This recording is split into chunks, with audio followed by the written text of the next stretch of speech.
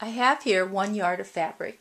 It's 36 inches this way by, because this is like a cotton fabric, usually they're 44, 45 inches across. If I were to have 1/4 of a yard cut at the fabric shop, then they would cut me 1/4 of 36, which is 36 divided by 4, which equals 9. So they'd cut me 9 inches across, as in this piece. From here to here, it's a little over 9. They cut a little extra, but 9 inches by 44, 45 inches. So this is 1/4 of a yard.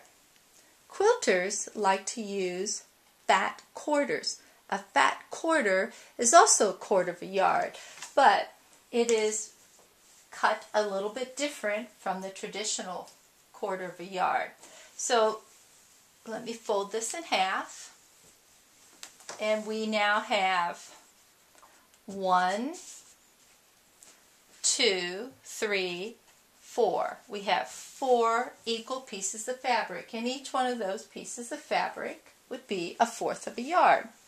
And they would look something like this. This is what's called a fat quarter. It is 18 inches across by 20 to 22.5 inches long. It's still 1/4 of a yard, it's just cut differently. Quilters like to use a fat quarter because they like to cut out larger pieces.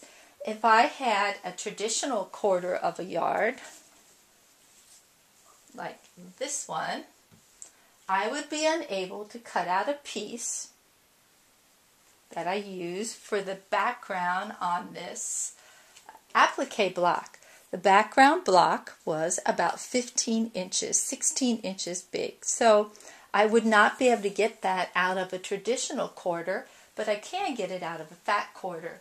So I can get larger pieces out of a fat quarter.